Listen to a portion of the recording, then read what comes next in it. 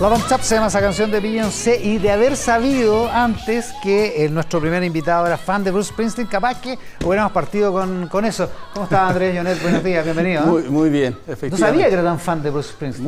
Muy fans, porque Springsteen además vincula eso de la política con la música, tú sabes. Es verdad, la vinculación con Obama, siempre ha sido... Y en sus letras siempre. En sus letras son muy políticas, así que naturalmente, como dijo en el 2013, cuando le hizo el homenaje a Víctor Jara, cuando canta Manifiesto, canta en Santiago y dice, de un músico político a otro músico político, dice cuando le hace el homenaje a Víctor Jara. Víctor Jara, que ha estado tan en la palestra estos días con el fallo de la Corte Suprema de este lunes que confirmó las condenas para sus asesinos.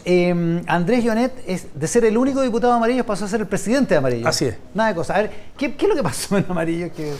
Bueno, tú sabes, en general en los partidos siempre hay tensiones, hay alguna diferencia. Nuestro partido además es un partido diverso. Ustedes son un partido nuevo, po. Pero tampoco es una gran crisis, te quiero decir. Primero, los dos Sergio Solís y Sergio Mico siguen trabajando en el partido, siguen teniendo una buena relación entre los dos. Nadie eso es cierto. Nadie se ha ido del partido. Hay una nueva etapa, se resolvió rápido, en 2 días resolvimos esto. Eso te demuestra que en el fondo los problemas son problemas, Iván, cuando tú no los resuelves. Y los problemas son una oportunidad cuando tú pasas a la otra etapa. Y en eso estamos ahora. Tenemos desafíos, tenemos el desafío de la Constitución, el desafío de constituir partido en todo Chile. Hoy día estamos en 4 comunas, posiblemente en las próximas semanas ya vamos a estar... En 4 regiones. Posiblemente próxima semana vamos a estar listos en Maule, en O'Higgins, y de aquí a fin de año vamos a estar listos en la Metropolitana, Biobío y Valparaíso. Es importante constituirse en las regiones porque así pueden llevar candidatos en las municipales, en todas las otras elecciones que vienen el próximo año, ¿no? Así, y la otra, naturalmente, el otro desafío es tener buenos candidatos a concejal y alcalde, que es un objetivo de Amarillos. Andrés, bueno, usted lo mencionó, Amarillos nació como una alternativa de la campaña del rechazo, digamos. Se constituyeron alrededor de la idea del rechazo. Mañana se cumple un año de ese plebiscito que en un sentido cambió bien radicalmente el ciclo político, ¿no? Así es. Bueno, mira, déjame compartir por una pequeña historia que de alguna manera refleja por qué nosotros estuvimos donde estuvimos. Estaba en una reunión con una comunidad mapuche, pehuenche, porque a los pehuenches les gusta que le digan pehuenche en Lonquimay. Y cuando estábamos en reunión, bueno, con distintos temas, caminos, otra cosa, de repente salió el tema constitucional. Estoy hablando 3 meses antes del plebiscito, el 4 de septiembre. Y finalmente nos sinceramos, y sabían ellos que yo estaba en lo del rechazo. Y el lonco de la comunidad me dijo, mire, diputado, nosotros aquí vamos a estar por el rechazo. Y yo le dije, ¿por qué? Porque no queremos dejar de ser chilenos. Ese fue lo que me dijo. Y eso, en definitiva, ahí yo entendí también en ese minuto que en ese minuto la encuesta estaba muy pareja y dije, no, aquí va a ganar el rechazo, pero eso te refleja un poco en lo que estaba el país. Yo creo que el proceso constitucional pasado estaba absolutamente fuera de lo que es la discusión país. ¿Estaba desconectado? Absolutamente. Y por eso nosotros, en definitiva, optamos, pese a que durante varios meses nosotros le pedimos a la convención de la época que rectificara, que conversara con la minoría, si tú quieres, y no lo hizo, y finalmente salió un mal texto, y nosotros finalmente llamamos a votar rechazo, y creo que fue muy importante en ese proceso. Claro, ahí se armó Amarillos por Chile, que a todo esto el tazón es de nuestro auspiciador, no tiene nada que ver con la presencia. Yo agradezco naturalmente el gesto en todo caso. Pero bueno, qué bueno que lo tome así. Sí. Oiga, el problema es que ahora el nuevo proceso constituyente parece estar un poquito a la deriva. ¿Cómo lo ve? Yo no lo veo mal. Primero porque este es un proceso que costó, no te olvides que en diciembre nos costaba ponernos de acuerdo y todo el mundo estaba tenso, ¿qué pasaba? Pero lo primero es que los amarillos de esa época, bueno, nosotros los amarillos, con Cristian Barken, Sarko Lusic, sacamos fuera de la caja algo que nadie pensaba que era el tema de los expertos. ¿Te acuerdas que nosotros propusimos los expertos? ¿Ya? Y nos dijeron de todo.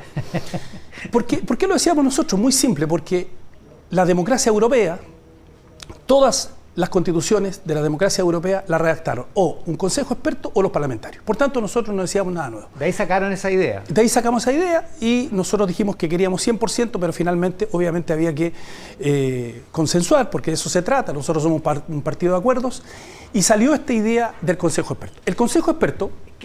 Los expertos, en concordancia o en trabajo coordinado con un consejo electo completo. Así es. Sacamos el consejo experto y el 7 de octubre los consejeros electos tienen que entregar la propuesta, que no hay que olvidarse que la propuesta la construyen a partir del documento que entregó el Consejo de Expertos. Pero de ahí el Consejo de Expertos toma ese documento y ve efectivamente si va a aprobar todas las enmiendas que se hacen. Es el procedimiento. Pero falta algo. A ver. Falta algo. Falta los árbitros. No te olvides que hay un grupo de árbitros finalmente que va a dirimir esto. O sea, yo creo que hasta ahora han tenido poca pega. Nada, porque en el fondo no les corresponde. Están constituidos, creo que es un equipo además de constitucionalistas de primer nivel, nadie puede dudarlo, ¿no? Entonces, ¿y por qué usted le pone tantas fichas a eso? Yo le pongo ficha porque en el fondo, primero creo que va a salir el texto constitucional relativamente bien. Las 4 enmiendas que acaba de bajar el Partido Republicano dan una señal que hay una muestra, naturalmente, en este caso el Partido Republicano y de la derecha de querer avanzar, de que no sea como el proceso anterior. Pero por otra parte, no olvidemos que aquí hay un texto base ya instalado. O sea, por ejemplo, que los republicanos hayan bajado la enmienda del derecho a la vida desde antes de nacer y que ahora sea desde el momento de nacer y que quedan las 4 causales como en la Constitución actual, eso te demuestra naturalmente voluntad. El tema de los tratados internacionales respecto al tema de los derechos humanos. O sea, esto republicano usted lo aprecia, lo valora bien. Digamos. Absolutamente. Porque hubo algunos que dijeron, oye, esto no es nada. Bueno, el tema por ejemplo, respecto a los 75 años de las personas para que puedan... Claro, las medidas humanitarias para presos de más de 75 bajaron años. También eso, o sea, yo creo... Porque eso era intragable para un montón de absolutamente, gente. Pero ellos también tienen... ¿A usted también era intragable? Absolutamente intragable, pero ellos también tienen su gente. Entonces también ellos tienen que responder a un grupo de personas que votan por republicanos. Ahora, pero respondiendo a ese grupo de personas, igual retiraron la enmienda. Por eso digo, ellos hicieron un esfuerzo y yo creo que uno tiene que valorar eso. O sea, lo peor que nos pongamos anti todo. Bueno, ya. Y dicho todo eso, vamos a llegar al 7 de octubre, el Consejo de Expertos va a revisar el texto, va a ver en aquellas cosas que concuerda y no concuerda, y si es que no hay acuerdo en algunos temas, viene el grupo de árbitros de este proceso. Por tanto, yo creo que vamos a llegar bien a fin de año. Claro, lo que pasa es que ahí está la duda porque la derecha tiene 2/3 y se puede imponer ante cualquier objeción de los expertos, digamos. Sí, pero y si eso ocurre, vamos al Consejo de Árbitros, al grupo de árbitros. Esa es la herramienta. Esa es la herramienta. A pesar de los 2/3 de la derecha. A pesar de eso. Ya. Ahí está la herramienta, por eso quedó así. ¿Y ustedes están dispuestos a hacerlo de esa manera? Bueno, nosotros estamos dispuestos además a conversar en este momento. Mira, te quiero contar. Nosotros estuvimos el jueves con el presidente del Partido Republicano, de público conocimiento, justamente pidiéndole que se allanen en este tipo de cambios, ¿no? Y que se ha demostrado los días posteriores. El día miércoles almorzamos con Paulina Bodanovich en el Senado, con Sarko Lucic, que es nuestro experto constitucional, y con el experto constitucional del Partido Socialista, porque queremos justamente nosotros, somos un partido pequeño, pero somos un partido de acuerdo. Un partido que de alguna manera tiene moral política en el sentido de que estuvimos en el rechazo, estuvimos con el Consejo de Expertos, queremos allanar a que esto se produzca. Y vamos a tocar todas las puertas que haya que tocar con humildad para que salga un buen texto y ojalá no haya diferencia entre el Consejo de Expertos y los consejeros electos. Ya, hagamos que su optimismo, Andrés, es certero y que sale un buen texto. Ahora, ¿cómo convence a la gente? Porque la gente hoy, en las encuestas, está diciendo mayoritariamente que va a votar en contra. Esas son las opciones a todo esto a fin de año, a favor o en contra. Ya no es apruebo o rechazo. Me tendría que ir nuevamente a Lonquimay, porque en el fondo... A ver cómo está la temperatura. A ver cómo está la temperatura, porque te digo, yo creo que aquí lo que la clase política tiene que, y también la élite política, ¿no? La clase política somos los que vivimos de y para la política, y la élite política, que son los medios de comunicación, nos tienen que ayudar. Porque tenemos que pasar, primero tenemos que tener un texto que esté legitimado en democracia. Segundo, tenemos que tener un texto moderno. Tercero, tenemos que tener un texto que nos ha costado, por favor, si este ha sido un proceso largo, y que además ha dividido al país. Yo me acuerdo, la campaña pro rechazo fue terrible, fue muy polarizada. Fue dura, sí. Entonces, yo diría, no podemos perder esta oportunidad. El gobierno, el presidente tiene que jugar su capital político e invitar a la gente que lo apoya a aprobar este texto. La derecha, nosotros, o sea... El gobierno debería votar, debería hacer campaña a favor. O sea, en la vuelta pasada, no te olvides que imprimieron 900.000 constituciones, que no tengo idea dónde están. Tenían un kiosco ahí en la Plaza de la Constitución. Ahora, ¿Usted espera eso mismo del gobierno? ¿Cómo? ¿Espera eso mismo del gobierno? Yo espero. ¿Que haya ese mismo despliegue? Absolutamente. Y mucho más. Porque el presidente Boric se juega mucho en la aprobación de este proyecto constitucional. Mucho. Porque si no sería otro fracaso para él, para el país. Y han sido demasiados fracasos. Ya, pero a lo mejor, ahora, igual es pedirle harto al presidente, porque probablemente el presidente no firmaría, de que autografiaba los ejemplares de la Constitución, del proyecto de Constitución anterior. probablemente no le gustaría tanto como el anterior, digamos. Yo creo que sí. ¿Por qué? Porque él estuvo en el proceso inicial, el 15 de noviembre de 2019, estuvo en el proceso inicial cuando comienza todo este proyecto constitucional. Y él quiere, en el fondo, yo estoy traduciendo al presidente, con todo respeto, ¿no?, que lo que él partió, acuérdate que él se desmarcó incluso del Partido Comunista, del Frente Amplio, de su propio partido. Se sienta ahí, está en la foto, y yo creo que sería muy importante que el presidente también marcara un punto y se jugara, así como se jugó por el proyecto anterior, se jugara por este. Vamos a ver, queda un mes todavía para que veamos eso. Oiga, antes que terminemos, lo quiero cambiar de tema. Usted es diputado por la Araucanía, ha mencionado a Lonquimay y todo eso. Y hace 2 semanas fue una semana horrible en materia de violencia en la macrozona sur. Así es. Principalmente en Arauco, más que en la provincia de Arauco, más al sur, en la región de la Araucanía. De todas maneras, se calmó eso después de lo que parece ser un acuerdo que yo no sé si usted tiene claro entre Gendarmería y los presos trasladados de Angol después del secuestro del 7 de mayo, digamos. Tampoco lo tengo claro, y por eso le vamos a solicitar al presidente de la Comisión de Seguridad Ciudadana, que ahora es Andrés Lonton, que cite al ministro de Justicia, al director de Gendarmería, para que nos expliquen esto, no en sesión secreta. Porque además yo me junté con los gendarmes de Temuco, me junté la semana pasada. ¿Ya? Y también los gendarmes de Temuco me plantearon la cantidad de regalías que tienen hoy día los presos, este tipo de presos en la cárcel de Temuco, que han desordenado en la cárcel de Temuco. Claro, porque recordemos que los trasladaron de Angol y luego la Corte Suprema acogió un recurso de protección y están todos en la Araucanía, pero en Temuco y en Angol. Claro. Pero ahí lo que ellos me señalan es que la verdad que finalmente ellos le dan órdenes, porque en el fondo son los gendarmes, a estos presos y no le hacen caso. Entonces finalmente tenemos un problema que se ha generado dentro de la cárcel de Temuco, que además está en el centro de Temuco. ¿Ya? Hemos tenido anteayer protestas, graves protestas fuera de la cárcel por esta gente que respalda a los presos, y por tanto hoy día tenemos una situación muy compleja en Temuco. Era en Angol y ahora en Temuco. Y yo creo que el ministro de Justicia, que yo creo además que es un muy buen ministro de Justicia, nos tiene que responder qué pasó. Y el director de Gendarmería. ¿Y qué clase de regalías se le ha prometido? Ahora, como sea, independientemente, antes de conocer los términos de ese acuerdo, algo consiguió, porque evidentemente los atentados pararon, digamos. Es que eso te demuestra claramente que el salvajismo que ha señalado la ministra Interior existe en la Araucanía. O sea, nadie puede negar que no hay salvajismo cuando te queman la escuela, te queman las iglesias, te queman los centros de salud, te queman los centros comunitarios, te disparan a los furgones escolares. Hoy día hay 900 niños en la Araucanía que no pueden estudiar en la escuela del sector y son fundamentalmente mapuche. Ese es el tema de fondo. Lo que pasa es que como la Araucanía parece que está en otro país y nosotros de verdad, Iván, lo sentimos.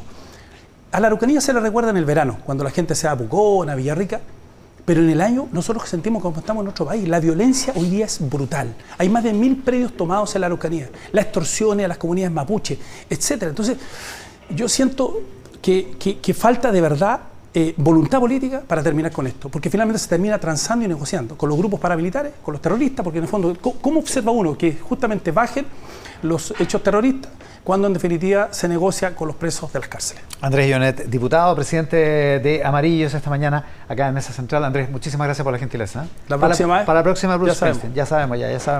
Muchas gracias, Andrés. La pausa y estamos de vuelta de inmediato con nuestra mesa de análisis aquí en Mesa Central. María José Nodón, Pepe Out y Quique Mujica están, por cierto, en el siguiente bloque. También estamos haciendo Mesa Central con nuestros auspiciadores. Por ejemplo, ¿necesitas comprar o vender maquinaria? Ingresa a B-Market, el marketplace líder en maquinaria y camiones de Latinoamérica. Una gran vitrina donde puedes negociar, reservar y pagar en línea. Compra seguro y vende con confianza en bmarket.com. La pausa y estamos de vuelta con más aquí en Mesa Central. Luego en el siguiente, más adelante, el presidente de la República, Gabriel Boric, en conversaciones con él. Más en rexmas.com.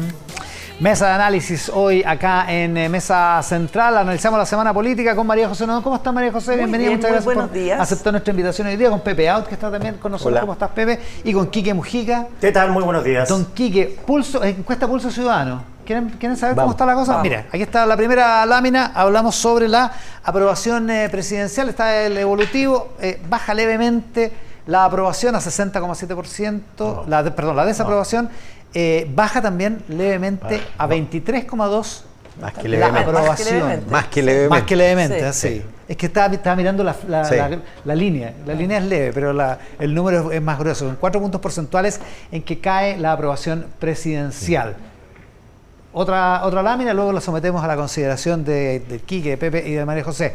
Preferencias de candidatos a la presidencia. Viene Evelyn Matei, 17,4%, y ese es un 1,9 más que la encuesta anterior. José Antonio Kast son 2,8 menos que la anterior y queda segundo con 14,6. Sebastián Piñera, consistente con otras encuestas, aparece también con 10,2. Después Michelle Bachelet, Camila Vallejo, Carolina Toá, Marco Enrique Sominami, Franco Parisi y Rodolfo Carter. Eso es Pulso Ciudadano, entonces, con Evelyn Matei como preferencia espontánea de candidaturas presidenciales. Y el Consejo, el proceso constituyente, tiene también 12 preguntas. El interés en el proceso constituyente, muy interesado, aumenta a 50,5%. Los que están poco o nada interesados bajan prácticamente 4 puntos porcentuales a 27,8%. Así que se aprecia más interés.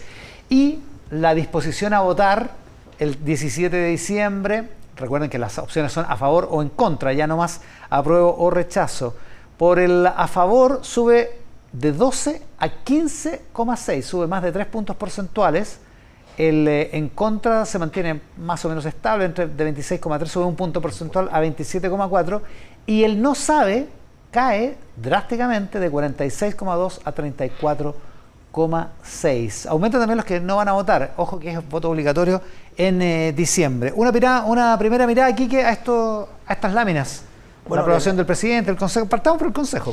Sí, bueno, el Consejo no se recupera y eso está claro, lo tienen claro los constituyentes. Esta semana Republicanos trató de mover el tablero, sacando indicaciones que para ellos eran muy sensibles. Fue bien sorpresivo el movimiento. Fue bien, claro, 4 indicaciones que eran como de la doctrina del ADN republicano. Yo hablé con gente republicana, me dicen que esto para aplacar la tensión, para mejorar las cifras también de la favor, pero el oficialismo no le compró. Dijo que habían bajado esas 4 porque eran 4 medidas impopulares y que el costo era 0 para ellos y que es más, que ganaban sacando, por ejemplo, esto es todo lo que dicen, ¿eh? Eso es rebatible, sacando, por ejemplo, el tema de la prisión domiciliaria a los mayores de 75, que se asoció con el punto Peuca. Entonces, va a costar que a poco tiempo para revertir esa sensación de voto en contra.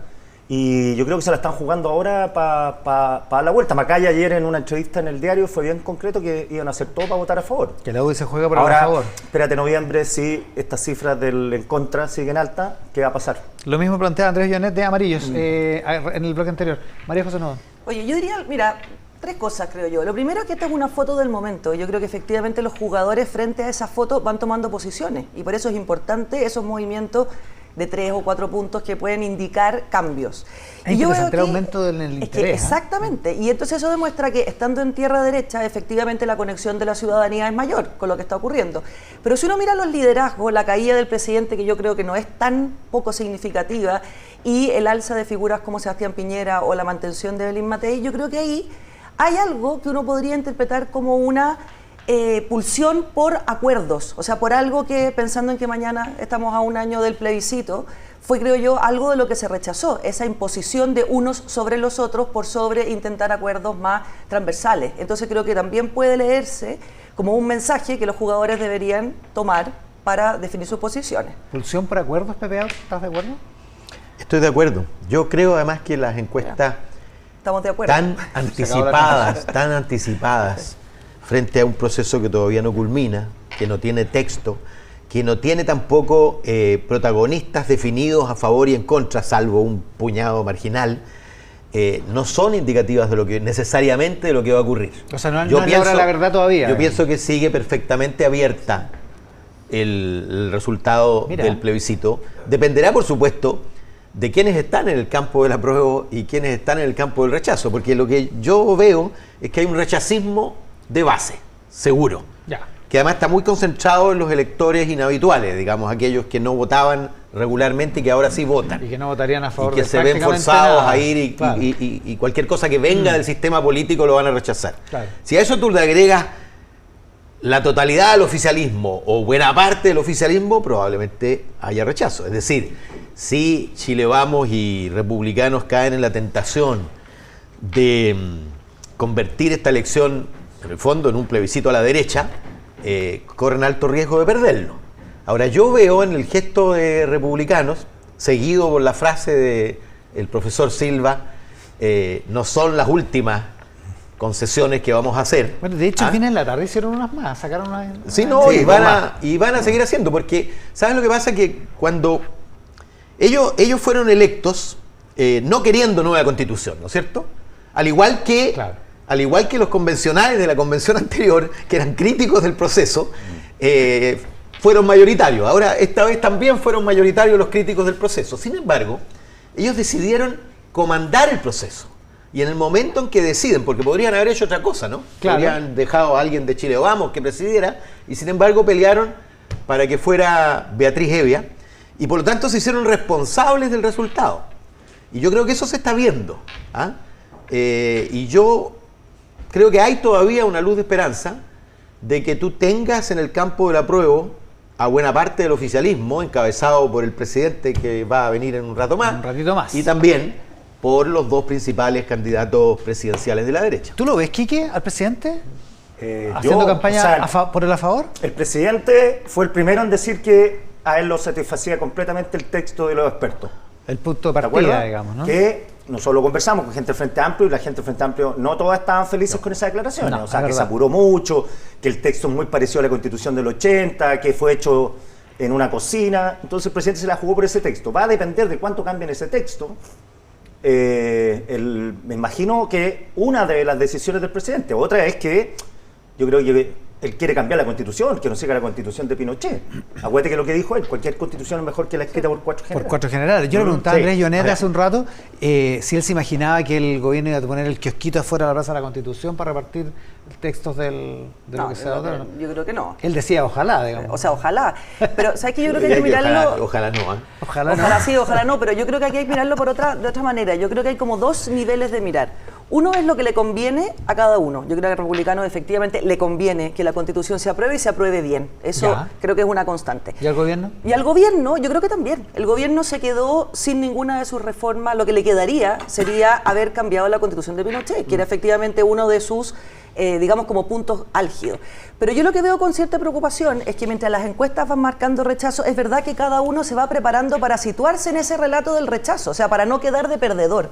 Eso va a ser clave en noviembre. Exactamente. Y entonces en ese juego yo creo que se pierde, en este pulso como electoral, de ubicarse adecuadamente en un resultado que puede suceder, se pierde la verdadera responsabilidad del proceso constituyente. Y es que no tener un acuerdo en el plebiscito va a perjudicar fuertemente al país. O sea, vamos a seguir en una incertidumbre que va a tener consecuencias políticas y económicas y que es una irresponsabilidad. Entonces yo creo que el llamado es no dejarse tentar, como dice Pepe, ¿verdad?, por los cantos de sirena de lo inmediato y entender que estamos jugando un partido claramente con un plazo mucho más largo, con una posibilidad mucho más alta. No sé cómo lo ven ustedes, pero yo del reporteo, no todos los republicanos, he hablado con gente que está bastante cercana a José Antonio Kast, me han dicho, eso me lo dijeron hace 3 semanas atrás, no sé si cambió la percepción, pero que perder el plebiscito no era un problema para José Antonio Kast, porque siempre han estado en contra del proceso. Claro, pero es que ahí tú ves las Pero declaraciones eso yo tengo nuevas. las dudas. Es que depende. Pero es que depende. A mí yo creo lo que me decían en depende un republicanos, lo que me decían en republicanos es que depende del porcentaje de votación. Porque si ellos se juegan una opción y es menos de 35%, que es lo que sacaron en votación la última vez, ahí es más difícil de explicar. No, pero, perdóname, pero si la propuesta... Imagínate tú, para que se apruebe una propuesta... A ver, déjame partir antes. La hora de la verdad va a ser cuando vuelva el proyecto desde los expertos a la... O sea, desde el al Consejo a los expertos. No, al revés. Cuando vuelva cuando desde los expertos al Consejo ya. Constitucional con las indicaciones, o la mayoría de las indicaciones, rechazadas por el comité de expertos. Rechazadas porque no va a haber quórum para aprobarla. Pero además ahí están... Y ese, por lo mismo. Claro. Sí, Bueno, claro, y ese va a ser razón. el momento de la verdad. Porque tú necesitas los 3/5 para la insistencia. Claro. Y los 3/5 son todos. No es republicano. Ahora Es todo tenés Chile Vamos. Obvio, es republicano más Chile Vamos. Porque el veto, Republicanos tienen el republicanos veto. tiene solamente, y el Ellos. solamente lo pongo entre comillas, Claro. y subrayado y negritas, porque el solamente significa... yo le pregunté el otro día a la presidenta del consejo en un foro si no había pensado en apretar el botón de pánico. ¿Cuál es el botón de pánico en el procedimiento? No se aprueba. Claro. Ellos tienen la llave para no aprobar texto y para que no haya plebiscito. Que no haya texto y solo no haya plebiscito. Solos. Claro, porque tienen 22. Claro. Y necesitan 21. Pero cometieron el, comillas, error, o tomaron la decisión de hacerse cargo de la convención, de presidirla. Sí. Y por lo tanto, apretar el botón de pánico. Normalmente el botón de pánico lo aprieta el junior, el que está al margen, no lo aprieta el presidente. Yo creo que nadie en republicanos, tú habías hablado también con republicanos, nadie se está planteando eso. No, nadie. No, si además también en hay las altas esferas de republicanos. El tema de también me acuerdo ahora que me dijeron que este tema de bajar en indicaciones, enmiendas, también tenía que ver con seducir a cierta élite que es muy crítica del proceso, élite, digo, opinión pública, columnas, para ir moviendo un poco la aguja hacia el a favor, porque está todo muy cargado de en contra, sobre todo teniendo en cuenta que todos dicen, me decían de derecha, me dicen, hay gente que dice usted para pasar la planadora, bueno, Hernán Larraín salió después de esta idea de Kast que esbozó, le preguntaron, ¿usted votaría en contra? Sí, pues si no se aprueban mis indicaciones, yo podría votar en contra, fue la primera señal de alerta, wow, se están abriendo a que esto va a fracasar. Pero con enmendar con las enmiendas que bajaron, también uno dice, bueno, se la están jugando entonces. También es cierto, María José. No, pero yo creo que hay otro elemento que ver, porque las enmiendas que bajaron yo creo que es una buena señal. Ahora, hay que ver, porque tú tienes que, cómo eso se concreta a la larga en la discusión más amplia, ¿verdad? Pero yo creo que aquí el que está cumpliendo un rol bien importante es Chile Vamos. O sea, la semana pasada empezaron a aparecer, ¿no es cierto?, esta serie de cartas llamando a la responsabilidad, al acuerdo, a la necesidad de proyectarse, digamos, en el largo plazo. Creo que mencionaba aquí que Hernán Larraín, por ejemplo. Hernán Larraín, claro. Ignacio Briones, bueno, ¿verdad? mismo. Claro, las cartas, qué sé yo. Digamos las cosas como son. Tú también firmaste. Yo también firmé la carta, exactamente. Intensamente por los patriotas. Pero bueno, está bien. Pero en el fondo es correr riesgo. No ha llegado todavía, por suerte que no. Pero yo creo que ayer Macaya vuelve a poner eso. O sea, vuelve a jugarse por una opción y yo creo que Chile Vamos tiene un rol de bisagra fundamental. Y en el proceso anterior, parte de la izquierda que pudo haber cumplido ese rol no lo cumplió. Entonces yo veo que aquí hay actores que están tomando responsabilidad, relevancia y que pueden mover, ¿verdad? Pueden mover en definitiva un escenario que es complejo, pero que yo creo que todavía tiene la posibilidad de ser impactado por otros jugadores. ¿Cómo lees tú, Pepe, eso, lo que dice la María José, el gesto de Macaya de ahora?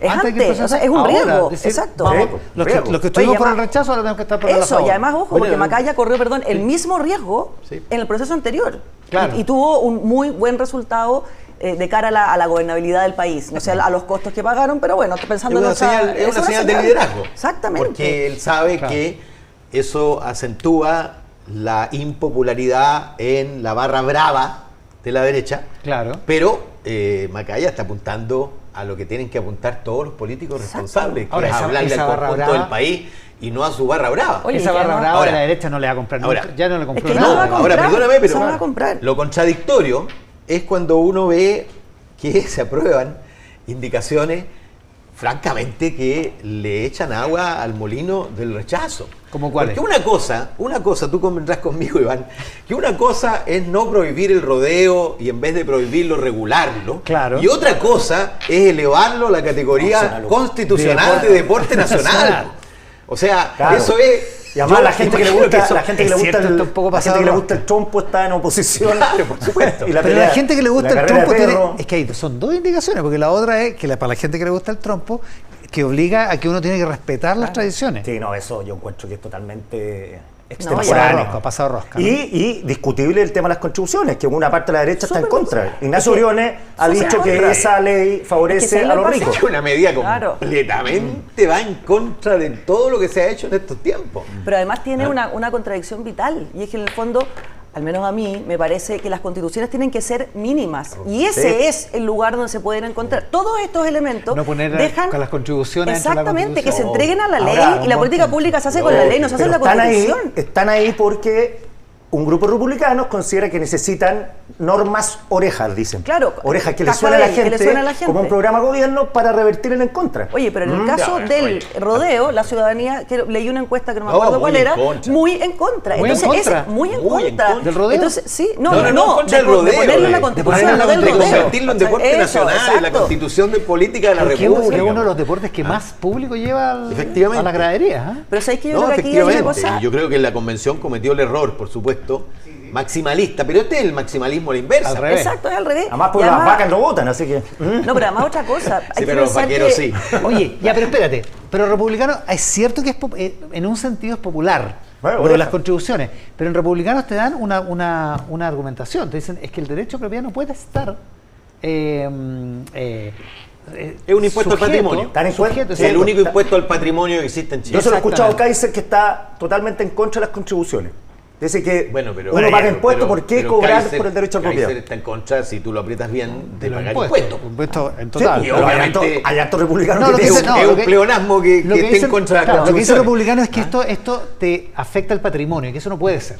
Ya, y que, pero uno que podrá- desde el punto de vista de la ortodoxa defienden el tema del Es que yo creo que aquí la discusión es otra. O sea, y una discuten cosa las cifras también. es la ¿eh? discusión técnica, si es regresivo, si no es regresivo, que si ayuda a un grupo que no debería ser digamos, el que está en el ojo del huracán de ayudar. Pero es que yo creo que la Constitución es otra, el asunto es otro. Es si los impuestos tienen que estar en la Constitución o no. O sea, la discusión es distinta. Después, en la política pública, Claro. tengamos todas las discusiones del mundo. Las tengamos y me parece estupendo y habrán quienes estén en contra de los impuestos o quienes estén en contra de otros, da igual. Pero la Constitución no es el lugar para definir los O impuestos. sea, en la convención Tampoco lo pasada veo, por habían supuesto. en la Comisión de Medio Ambiente una idea de legislar sobre Exacto. estos, ¿cómo se llama? Fumigación. Porque, no lo voy a decir, el argumento que da el que constituyente estuviera en la Constitución. en esa época, claro, para decir por qué había que Porque- prohibir las fumigaciones. Sí, ya me acordé. Sí, No, porque Oye, muy además- temprano no, hay niños viéndolo. Sí, no lo digáis, no lo digáis. Hagamos una cosa. Vamos, María José Nodón, Pepe Out, Quique Mujica. Sigamos la conversación después de esta pausa. Oye, no hablamos de los presidenciales ahí, que está bien presidente, interesante. al regreso lo conversamos. Ya, muy bien. Análisis político esta mañana con Quique Mujica, María José Nodón y Pepe Out. Hablemos de la popularidad del presidente y de la presidencial. La presidencial que vuelve a poner, Pepe, a Evelyn Matei, primera por sobre José Antonio Cast. Bueno, José Antonio Cast, obviamente después del resultado espectacular del 7 de mayo, se pegó una alza muy significativa, particularmente en la mención espontánea. ¿Ah? Pero luego no ha hecho otra cosa que bajar y Evelyn Matei subir. Yo hace unos 3 meses en un podcast que tengo con Belolio, Jaime, dije que me despertaba sudoroso en las noches pensando que los chilenos progresistas íbamos a estar frente a la misma disyuntiva que estuvieron los socialistas franceses en 2012 a elegir entre Chirac y Le Pen. Pregunta, ¿qué votas? Evidente. ¿Qué votas tú? No, Matei. evidente. ¿Pero vas a votar Matei? Y todos mis amigos y ¿Pero algunos, votarían? por supuesto. Va con Y entusiasmo. unos pocos se digamos. Claro, mueven voy a poner nulo. y unos pocos se mueven entre la abstención y el nulo, pero a un año de distancia. En el momento, A la hora de los de que votar hubo. es evidente. Pero ¿sabes por qué? Yo creo que el problema de Evelyn Matei, o más bien el desafío, es llegar a la segunda vuelta. Porque si llega a segunda vuelta, va a ganarle a cualquiera. Si llega Cast a segunda vuelta con alguien de centro izquierda, particularmente si es más de centro izquierda que de izquierda, ¿Ya? El oficialismo tiene alguna posibilidad. opción. ¿Ah? Y digo alguna posibilidad porque ya van 4 elecciones donde la constante es que gana la oposición. Piñera 1, Bachelet 2, Piñera 2, Boric 1, no es que esté anunciando una segunda, Ajá. pero quién sabe, ¿no? Va a retirarse Bueno, tiene a los 40 años. 40 años. Los 4 no son del mismo género, no son del mismo sector político, no son de la misma generación. Los 4 eran el candidato de la De la oposición. oposición. Eso es casi una constante. ¿Ah? Y por lo tanto, 99 sobre 100 que va a haber alternancia. La pregunta es, ¿qué oposición? Y yo lo que creo, fíjate, es que si Evelyn Matei logra pasar a segunda vuelta, va a provocar una reestructuración prolongada, digamos, de consecuencias prolongadas del sistema político chileno. Porque obviamente, para enfrentar a Cast, va a necesitar conformar una coalición de gobierno distinta. Y eso viene muy bien con la necesidad de grandes acuerdos para enfrentar los grandes problemas que tiene Chile. Ahora, pregunta, ¿quién está en el hoy día oficialismo de candidato? ¿Camila Vallejo? Es la que sale Carolina mejor, Toa. mejor mencionada, Carolina Toa. ¿Elizalde? No, pero en las encuestas, Ya, pero pero salen ellos. Camila O sea, Vallejo, Elizalde, salvo Toá y Bachelet. Frente Amplio Y nada. Bachelet, claro. Frente Amplio agotado No. total, porque Jackson era el hombre y... No, lo, pues no hay. lo natural sería una primaria entre Carolina Toá y Camila Vallejo, ¿no es cierto? De resultado incierto. Incierto. Digamos, una primaria con incertidumbre. Competitiva. Pero es muy probable, además, de que haya candidaturas a la izquierda del oficialismo. Y digo candidaturas o candidatura. Daniel Jadwe eventualmente. Claro, porque ustedes comentan conmigo que hay una franja que reniega del proceso de mutación que ha experimentado el gobierno. No es el gobierno que ellos pensaron, no es el programa que ellos pensaron, no son las prioridades programáticas los que se sienten traicionados, digamos. A Jackson. Son otras las prioridades programáticas hoy día. María José. Oye, yo vería aquí hay tres movimientos que creo que uno tiene que intersectar. Uno es el presidente baja, Evelyn Matei sube o se sostiene y José Antonio Kast baja. Entonces, ¿cómo uno podría interpretar eso? Yo creo que en el caso del presidente en relación a los 50 años ha desperdiciado una oportunidad extraordinaria de moderar de alguna manera y convocar. Y yo creo que eso la ciudadanía lo castiga. O sea, el presidente ha tenido una seguidilla de declaraciones que han terminado, usando sus propios términos, tensionando el ambiente eléctrico a niveles extraordinariamente negativos, creo yo, y eso la ciudadanía no es lo que quiere. Por otra parte, vemos, ¿no es cierto?, a Evelyn Matei, que sube constantemente, pero ella ha ido, como dice Pepe, vinculándose con un discurso que primero entiende que lo que la ciudadanía busca en este péndulo, que yo creo que no es verdad, porque yo creo que hay una cosa constante que ella la dice siempre, que es ¿por quién apuesto yo para que mejore mi vida concreta? Y ella tiene eso.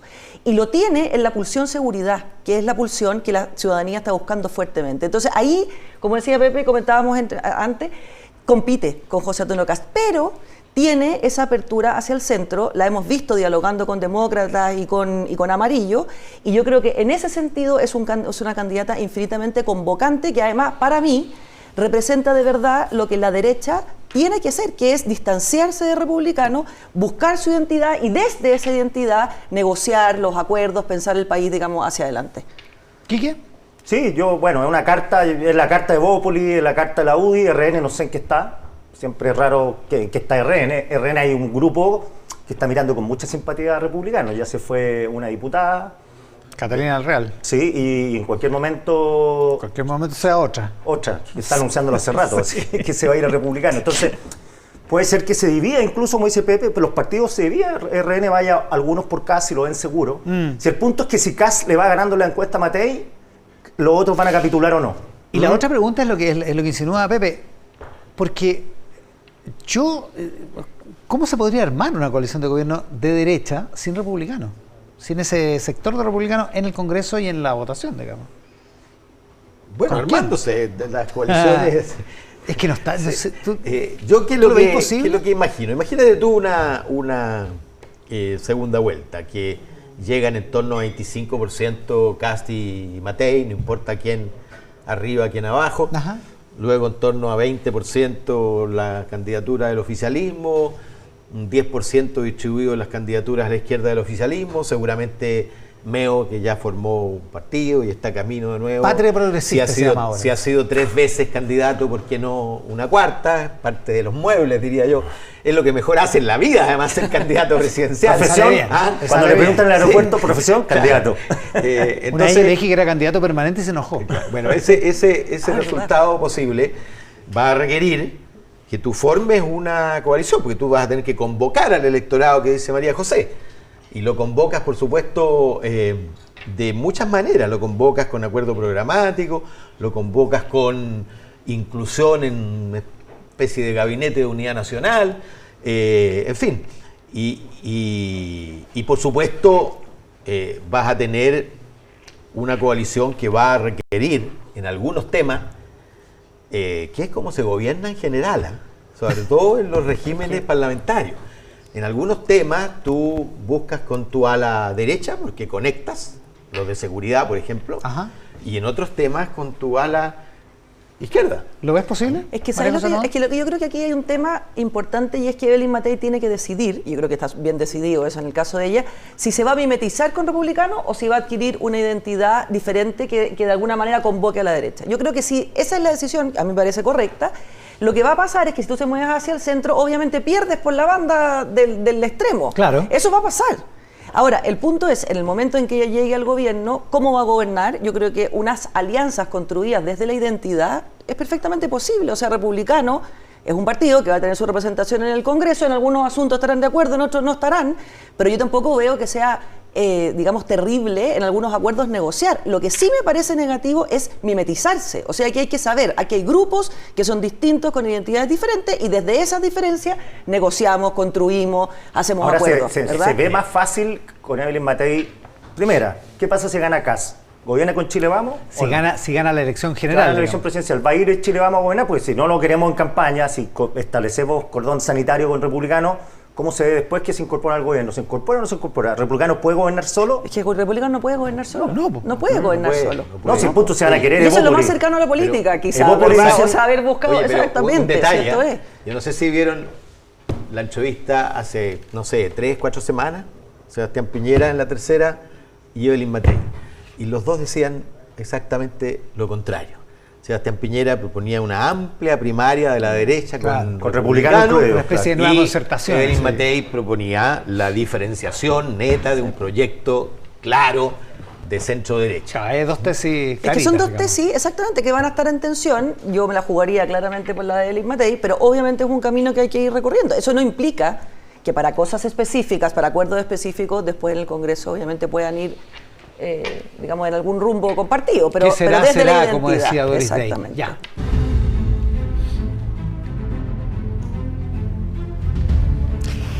Como parte de las conmemoraciones de los 50 años del golpe de Estado, que se cumplen en 8 días más, el próximo 11 de septiembre, Canal 13 quiso colaborar armando este ciclo de conversaciones con la historia, con los expresidentes de la República, todos los cuales hemos entrevistado en las semanas anteriores, para culminar con el actual presidente de la República, Gabriel Boric, que está acá en el estudio de Mesa Central. Presidente, muchísimas gracias por la gentileza de aceptar nuestra invitación a este ciclo. Buenos días, buenas tardes ya. Un gusto, un honor, saludos a todos quienes nos están viendo desde sus casas.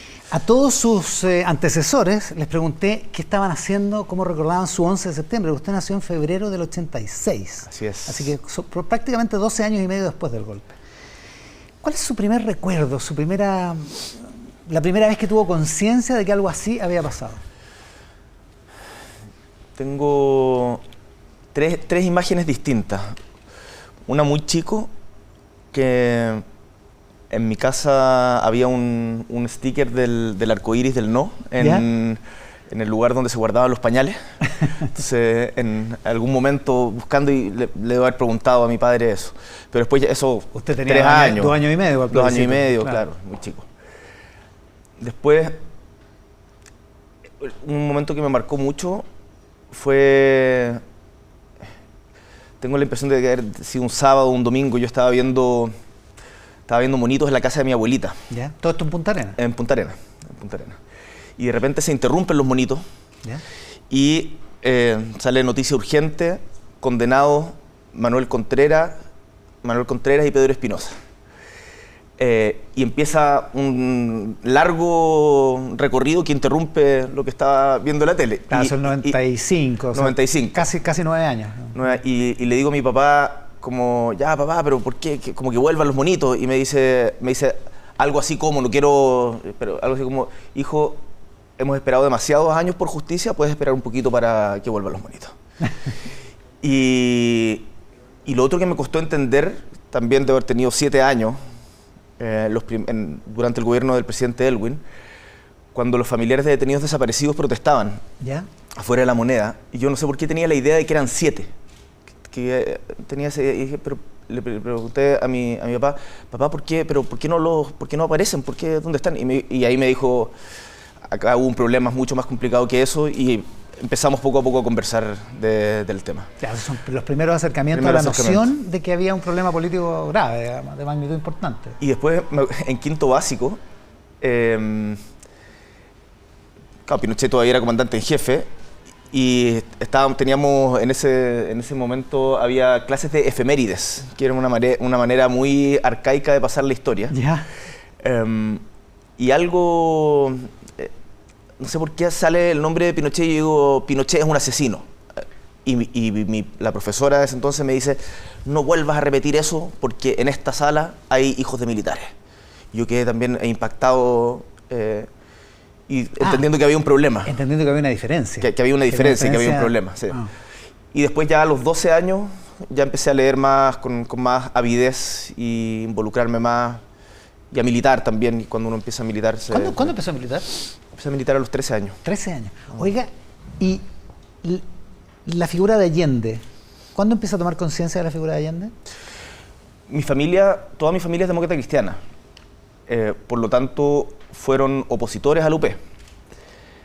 Sin embargo, mi padre siempre me cuenta que él estaba trabajando en la ENAP en el 73 y lo sacaron, tenía un cargo de rango bajo, era joven, pero lo sacaron a todos con fusil en Punta Arenas también pusieron los tanques en la plaza, etc. Entonces... el día del golpe. El día del golpe. Entonces la figura de Allende siempre fue controvertida porque mi familia había sido opositora a la UP, pero eran de quienes hubiesen firmado la Declaración de los 13. Ya, perfecto, claro. O sea que ya. Pero rápidamente estuvieron... Claro.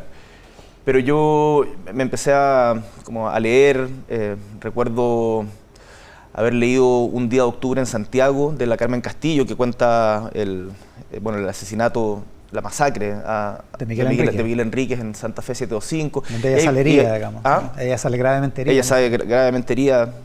Bueno, he tenido la oportunidad de hablar con ella, muy reconocida en Francia, menos de lo que debiera en Chile.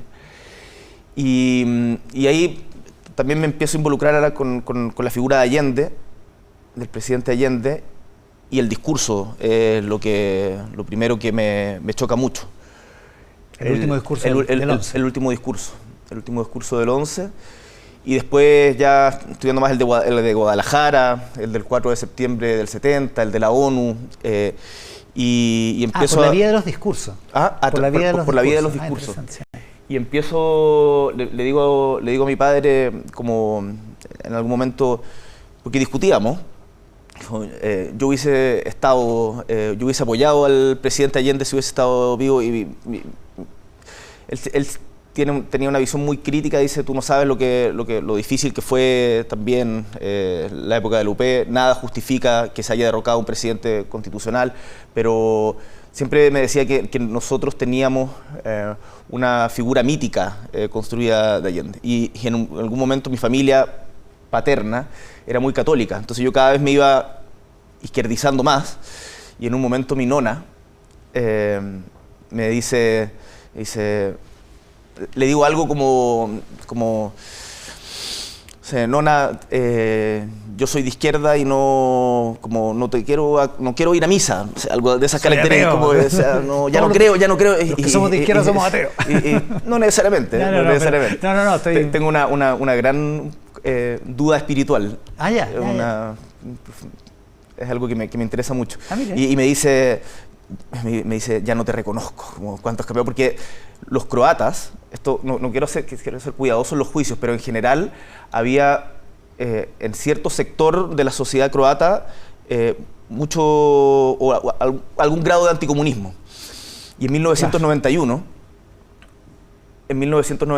cuando se disuelve Yugoslavia, nosotros íbamos a almorzar todos los domingos al Club Yugoslavo. Yo tenía 5 años. Y todos los domingos era tradición de ir a almorzar con mi nona al Club Yugoslavo, y pasábamos a la calle Yugoslavia, y estaba el colegio yugoslavo, y de repente de un día para otro vamos a almorzar al Club Croata. Y yo, le digo a mi nona, yo no soy croata, soy yugoslavo. Y me levanta la mano y me dice: nunca más me vuelvas a decir eso. Había un trauma fuerte. Era un adolescente, 15 años, hablando de cosas que eran... de 5 años. 5 años. El 91, perdón. 5 años, sí. Claro. Hablando de cosas que eran dolorosas. Dolorosas y muy complejas. ¿En qué partido empezó a militar a los 13?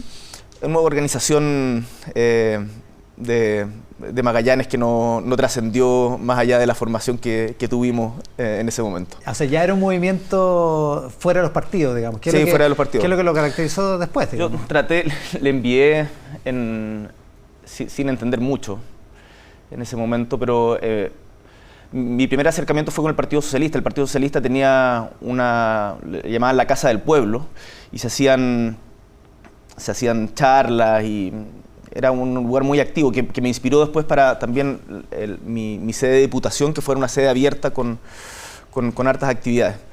Pero cuando llegué a Santiago, lo primero que hice, fui a la sede del Partido Comunista, ¿Ya? O sea, no lo primero, pero fui a la sede del Partido Comunista y pregunté qué significaba militar en el Partido Comunista y tuve una mini reunión con algún encargado y no me convenció. No le tincó. Y entré a militar ahí tempranamente en el movimiento en Estudiantes Autónomos, se llamaba, que era lo que venía de la zurda. Claro, que es el primer germen de lo que ahora es Convergencia Social. De lo que ahora es Convergencia Social, más allá de quiebre. Perdón, una última, ahora está mi hermano acá, pero me acuerdo que el año 2003, que yo entré a la universidad el 2004, y en febrero del 2004 vinimos con mi hermano Tomás, él venía a un campeonato de ajedrez, es un gran ajedrecista, y me acuerdo que fui por primera vez a La Moneda. ¿Ya? Yo había venido muy pocas veces a Santiago antes, 3 veces, no sé, algo así. Y fue muy impactante ir a La Moneda, y según yo, en ese momento, si uno miraba hacia por Teatinos, todavía se podían ver algunos agujeros de orificios. Y eso fue un momento también muy, muy impactante de, wow, acá pasaron cosas muy duras. ¿Y ahora se pueden ver, no? Ahora tengo la impresión de que todas esas fachadas las remodelaron. Tengo la impresión. No sé si la época en que La Moneda estaba abierta, digamos. Que La Moneda estaba abierta y se podía cruzar, claro, de Moneda a Alameda. Entre plaza y plaza. Entre plaza y plaza. Mencionó a su papá que le dijo en algún momento, ustedes tienen una imagen mítica de Allende, y usted volvió a usar esa palabra en una entrevista hace algunos meses, planteando el tema sobre la Unidad Popular. Sí. Diciendo, no podemos tener una imagen mítica del gobierno de la Unidad Popular. Es que yo creo que en política los mitos no hacen bien y las idolatrías no hacen bien.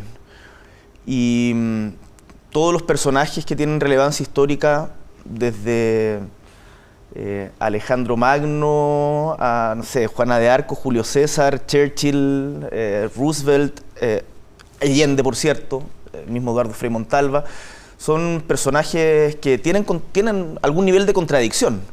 Entonces, hay una canción que me gustaba mucho de, si mal no recuerdo, Noel Nicola, no sé si de Noel Nicola o de Vicente Feliú, pero que se llamaba Al Che no in memoriam. ¿Ya? Son dos cantautores de la trova cubana. Y que decía algo así como, la tarea que nos queda es salvarte de quienes te quieren convertir en un altar. Y creo que eso aplica mucho en política y para los procesos políticos. Y aplica para Allende también. Para Allende y para toda figura política. Y a mí no me gustan las hagiografías. Que son las vidas de los santos. ¿Qué errores cometió Allende, en su opinión?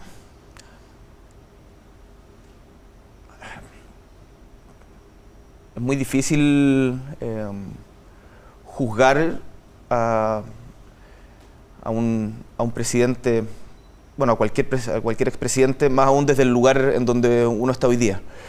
Pero más que Allende mismo, yo diría que lo dice Joan Garcés en su libro, que encuentro que es de los mejores repasos de la Unidad Popular, Las armas de la política, que es haber perdido o enajenado el apoyo de las clases medias, y creo que durante la Unidad Popular hubo por parte de ciertos sectores. Creo que en general la Unidad Popular es un momento que también se debe reivindicar desde el punto de vista de la alegría, de la participación, de la organización. Creo que la batalla de Chile retrata muy bien eso de Patricio Guzmán, pero también, y esto lo dicen los mismos protagonistas en sus memorias posteriores, hubo algún grado de sectarismo que terminó contribuyendo a la división. Ahora, la Unidad Popular, desde mi perspectiva, no es la responsable de que bombardeen La Moneda, ni del golpe de Estado, ni de todo lo que vino después. Esta idea que han tratado de instalar ciertos personeros de derecha de que no hay Pinochet sin Allende, me parece francamente peligrosa. Me parece un error, me parece un relativismo histórico de las brutalidades de lo que significó la dictadura. Y en política siempre hay alternativas. El golpe de Estado no era inevitable. Independientemente del estado de las cosas. Independientemente del estado de las cosas, el golpe de Estado no era inevitable, y el golpe de Estado es absolutamente indivisible de todo lo que pasa después. Lo voy a mostrar al final, pero quiero aprovechar, siempre me gusta poder compartir y recomendar algún libro, y les quiero recomendar este que se llama La Búsqueda, de Cristóbal Jimeno con Daniela Moore, que cuenta todo el proceso de la búsqueda de su padre, de Claudio Jimeno. Él era muy chico, tenía 2 años. Cristóbal tenía 2 años y Claudio Jimeno era asesor de Allende, va a la Moneda el 11 de septiembre del 73 y desde ese día es detenido desaparecido. Y acá cuenta toda la historia del relato, pero es el mismo 11 de septiembre. O sea, no es posible dividir las brutalidades que se cometieron. Del acto mismo del golpe. Del acto mismo del golpe.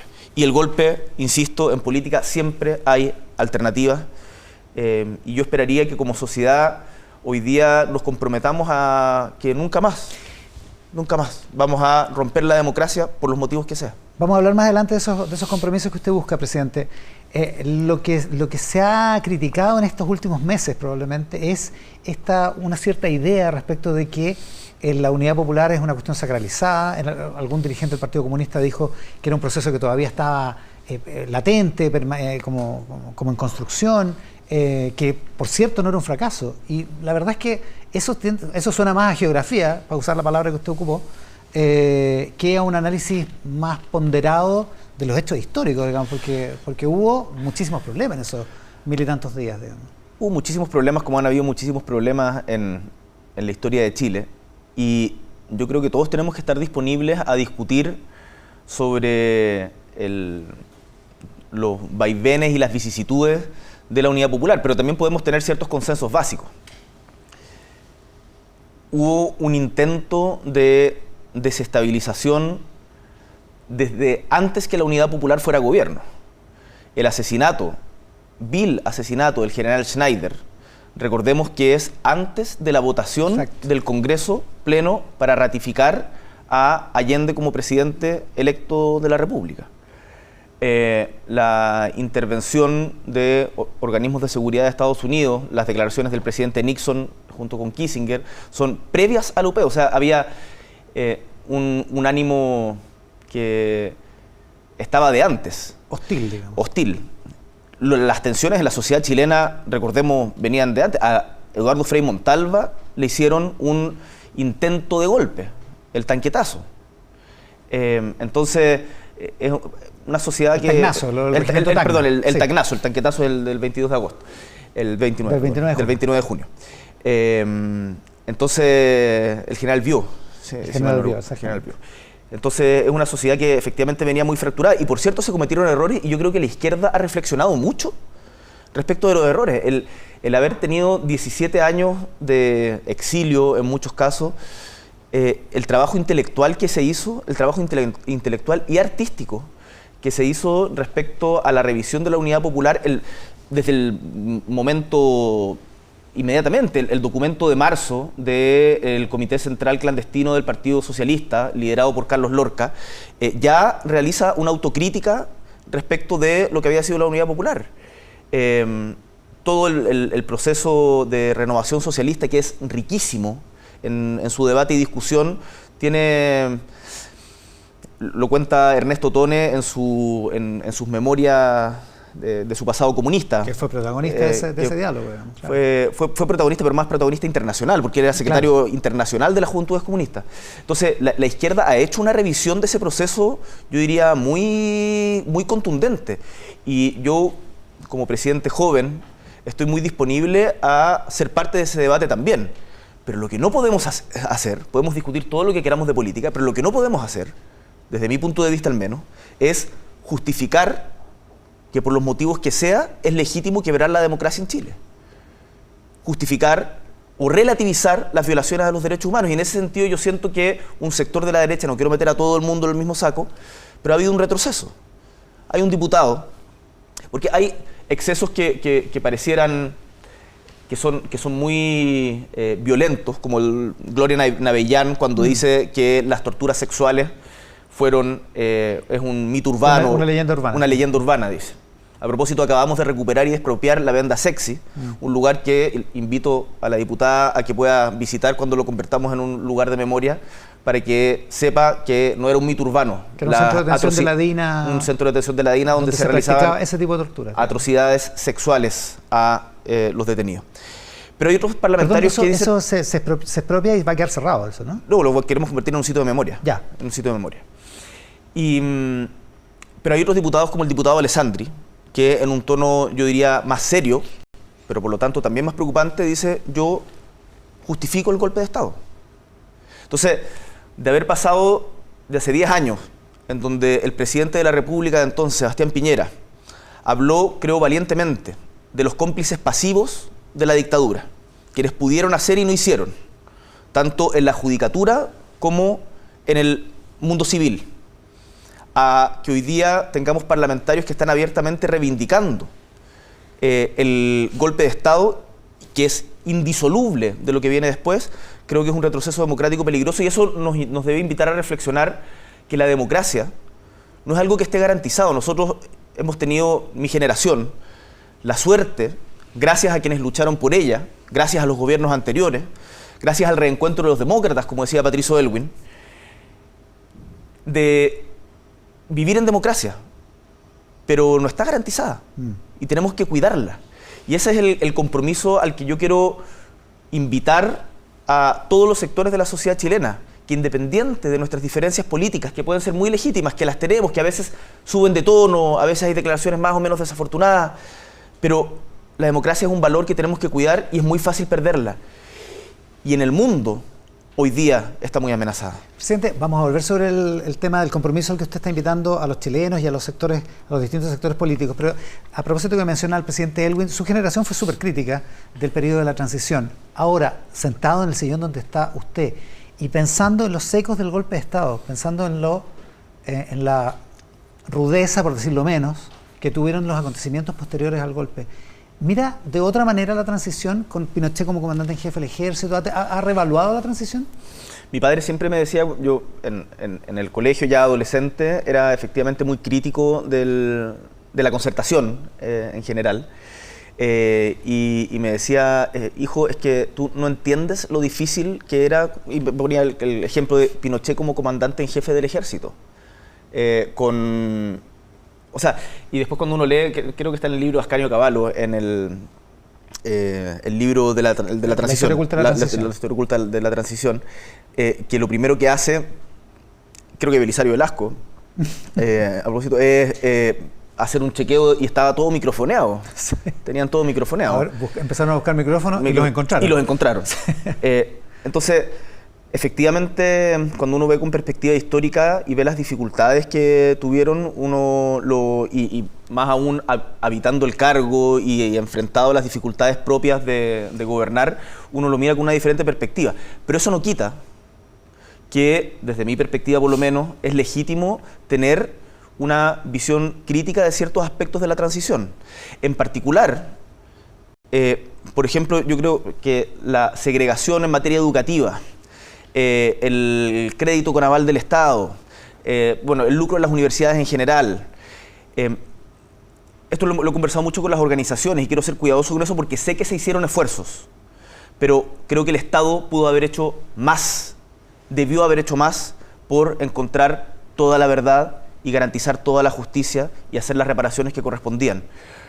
El plan de búsqueda de verdad y justicia que lanzamos esta semana, liderado por el ministro Cordero, es bien impresionante, que fue portada en el New York Times, literal, portada en El País, y en los diarios de mayor circulación, Mercurio y La Tercera, notitas.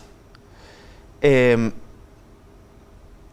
Estado tiene una deuda con los detenidos desaparecidos, con los familiares de las víctimas, de los torturados, de los ejecutados, de los exiliados, de los exonerados, y esa deuda, que tiene que ver mucho con reconocimiento, debe ser saldada. Y el objetivo del plan de búsqueda es que no sean los familiares los detectives, sino justamente poder poner todas las capacidades del Estado al servicio de sanar esta herida.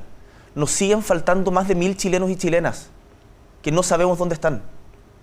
Claro, y la idea no es que sean como Cristóbal Jimeno, digamos, ya que mencionó el libro La Búsqueda. Exactamente, por eso recomiendo mucho... A la jueza Amanda Baldovino. A la jueza Amanda Baldovino, que hubo jueces que se la jugaron muchísimo, bueno, el juez Guzmán también, pero este libro es muy bueno porque retrata el drama de una familia, de cómo tiene que la familia empujar para poder conocer la verdad respecto de lo que el Estado le había hecho a sus seres queridos.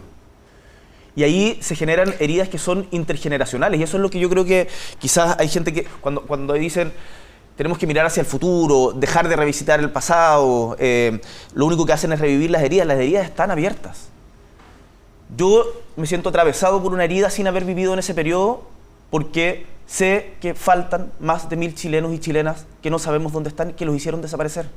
El Plan Nacional de Búsqueda debe ser de las iniciativas más relevantes, no solo de estos 50 años, sino de los últimos 50 años en materia de justicia y de verdad en materia de derechos humanos, en términos de derechos humanos. Y usted tiene razón, probablemente se desdibujó un poco el lanzamiento. Quiero llegar a ese día, que fue el miércoles pasado, que se conmemora el Día de las Víctimas de Desaparición Forzosa. En el mundo. En el mundo. Y por eso aprovecharon ese día el gobierno para lanzar el plan de búsqueda. Pero vamos un poquito más atrás. Estamos a 8 días de la conmemoración del golpe de Estado. ¿Se desdibujó de alguna manera el plan original, la idea original que usted tenía respecto de esta conmemoración? ¿Está resultando distinta a lo que usted pensó hace, 6 meses, un año? Lo que a mí me hubiese gustado es que la conmemoración de los 50 años fuera un momento de consenso nacional en torno al valor de la democracia y al respeto irrestricto a los derechos humanos. Y siento que desgraciadamente, por diferentes motivos en los que todos seguro tenemos algo de responsabilidad, las diferencias políticas y la reyerta chica ha primado por sobre esa voluntad de consenso. Yo espero que todavía, y esto es algo que conversamos con el presidente Piñera la semana pasada, todavía estemos a tiempo de comprometernos a eso, porque sobre el pasado, como dijo Isabel Allende, nadie puede pretender imponer una verdad única. Eso sería una falta de respeto y una falta de la inteligencia.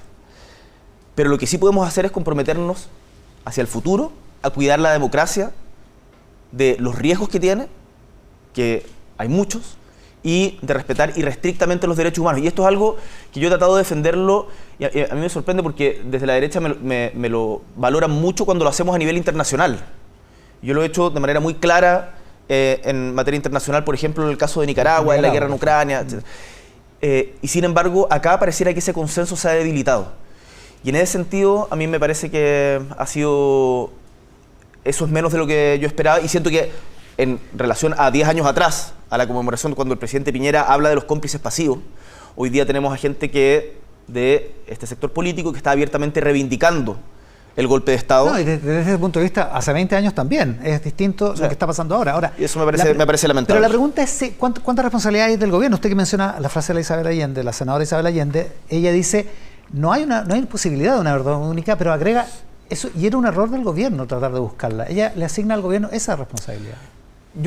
El gobierno nunca pretendió, y a mí me interesa mucho leer historia, y poder entender como las complejidades de los momentos. Hay un libro sobre la Unidad Popular que también es muy interesante, de Joaquín Fernandois, que se llama La Revolución Inconclusa, que es también desde una perspectiva de derecha, un análisis de este. Y es muy claro, muy evidente, que quien quiera decir esta es la única verdad respecto al proceso político va a caer en un pozo sin fondo. Eso no, yo jamás he tenido esa pretensión y el gobierno jamás ha tenido esa pretensión. Lo que sí, hay ciertos hechos que son verdades históricas indiscutibles. No, claro. Y que están legitimados por 2 comisiones de Estado, que son la Comisión Rettig y la Comisión Valeg. Y están los fallos judiciales. Ahora, es cierto, pero cuando usted recomendó el libro de Daniel Mansuy, se generó una polémica. Y cuando salió Pato Fernández de su cargo de asesor, se generó una polémica y muchos leyeron que ahí lo que se estaba haciendo era cancelar el debate respecto de lo que había pasado hasta el 10 de septiembre, por decirlo así. Y que en ese sentido, entonces la expectativa era, o la intención era, tener una mirada única. Iván, sí, yo estoy acá y cuando recomendé ese día el libro de Daniel Mansuy junto con el de Joan Garcés, sí, de exacto. Salvador Allende, Las armas de la política, porque me parece que hay un debate que es interesante y tenemos que estar abiertos a dar ese debate respecto a la experiencia histórica, pero de lo que se trata la conmemoración de los 50 años es del quiebre de la democracia en Chile. No del debate. No del debate. Y entonces, ¿por qué? Uno puede debatir y yo estoy totalmente disponible y es un debate que me apasiona y además no solamente en términos como históricos abstractos, sino que uno aprende mucho de eso.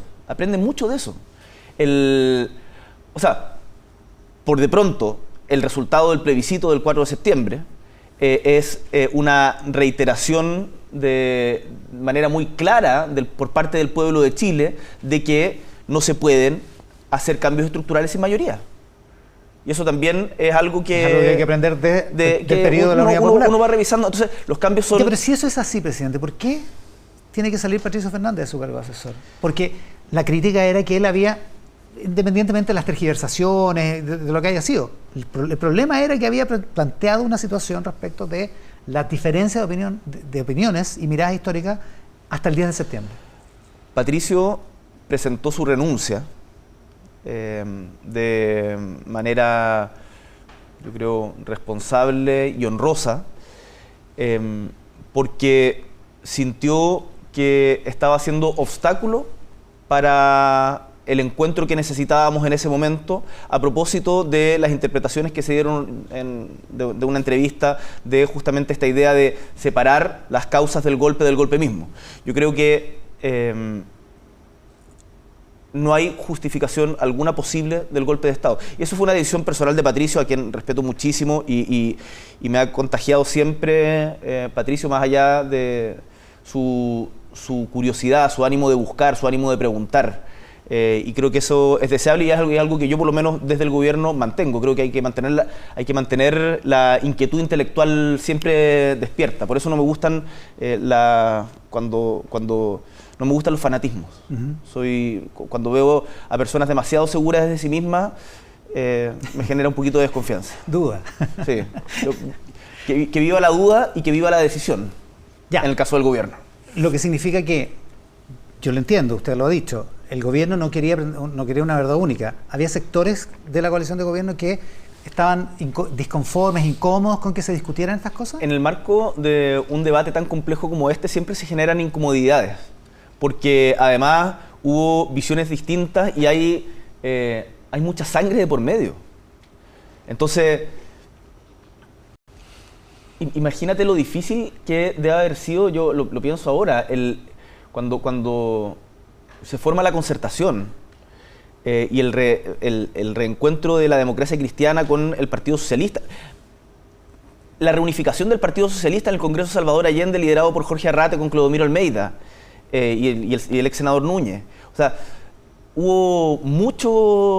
pasó mucha agua por el puente, entonces evidentemente se generan tensiones.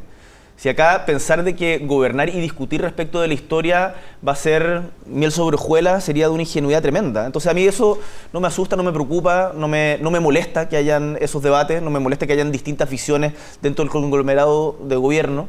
Lo que sí me indigna es que hayan quienes quieran relativizar la brutalidad de lo que significó desde el mismo 11 de septiembre el quiebre de la democracia en Chile. Y usted ha mencionado dos ejemplos claros de eso y también ha mencionado un cierto clima. Lo dijo esta semana, dijo que el clima estaba eléctrico. Nosotros, quiero decir que nos dimos la mano antes de no me dio ninguna electricidad. ¿No te traspasé nada? No me traspasó nada, salvo la amabilidad del saludo, digamos. Oiga, pero efectivamente ese clima se enrarece por cosas como su comentario respecto del general que se suicidó después de conocida la sentencia 50 años después del caso de Víctor Jara. O sea, estamos hablando de cosas tremendas, de cosas muy graves que apuntan a la humanidad más profunda.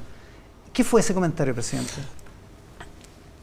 Primero, yo no soy quien para juzgar la decisión o el momento de un suicida.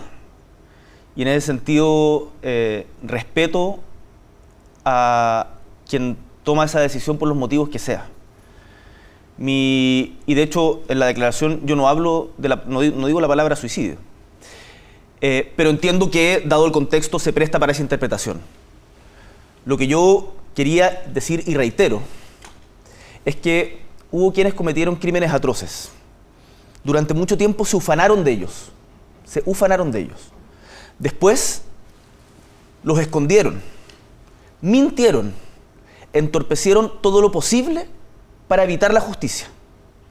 Y al momento de enfrentar las consecuencias de sus propios actos, por los motivos o a través de diferentes formas, se evade el enfrentar la responsabilidad de los propios actos. Y esa trayectoria, 50 años escondiéndose, esa trayectoria, que no me refiero solamente al caso del coronel Chacón, sino partiendo por el mismo Pinochet. Eso me parece que es de una cobardía profunda. El haber cometido crímenes atroces, haberse ufanado de ellos, haber negado la justicia, haberse burlado de las víctimas, haberles mentido. Imagínense cómo se sintieron cuando les dicen, después de la mesa de diálogo, los familiares de detenidos desaparecidos, los tiramos al mar y después los encuentran, no sé, en Cerro Chena. Entonces, yo creo que sí hay una trayectoria de cobardía en quienes no se hicieron responsables de sus actos. Creo que el general Martínez, el comandante en jefe, en su libro lo aborda de alguna manera cuando critica a Pinochet y a las altas autoridades por no asumir su responsabilidad de mando. Exacto. Entonces, yo quiero ser cuidadoso en eso. No soy quien para juzgar el acto íntimo y desgarrador del suicidio. Pero sí creo que tenemos todo el derecho a ser muy críticos en esa trayectoria de cobardía de evadir la justicia, burlándose de las víctimas todavía a 50 años. Hace poquito salió el caso, si mal no recuerdo, de la calle Conferencia. Dos de los condenados están prófugos en este momento. Están prófugos. Los que están prófugos por el caso de Víctor Jara. Dos de los que están condenados. Exactamente. El mismo caso pero sí, ellos también están prófugos. Entonces eso es algo que como sociedad yo creo que no debiéramos tolerar y debiéramos... Mira, yo tengo muy claro que en el ejercicio del cargo se requiere, a la hora de tomar decisiones, templanza, poder ver con perspectiva, escuchar diferentes opiniones y decidir. Pero no soy una persona a la que la sangre le va a dejar de correr por las venas y no me va a llenar de indignación ver estas situaciones que todavía a 50 años siguen perpetuándose en nuestro país. Sin duda, presidente. Y yo se lo decía antes, cuando usted mencionaba los informes Valech y Rete, yo le decía, también tenemos los fallos judiciales, que es lo único que tenemos finalmente para poder tener un cierto algo de qué agarrarnos, para tener una verdad.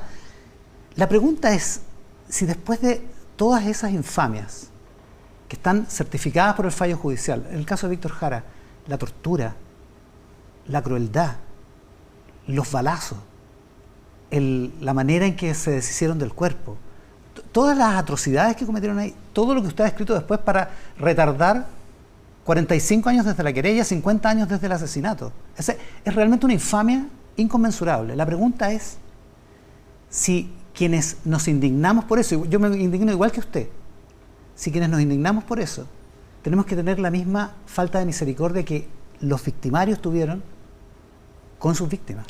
Porque usted entiende que lo que se entendió ese día es que usted aludía al suicidio. Sí, entiendo que se entendió de esa manera y quiero decir que no era mi intención referirlo, pero entiendo que el error es mío. Esto no le echo la culpa a las piedras porque ni a las porque evidentemente, dado el contexto, era la interpretación más obvia.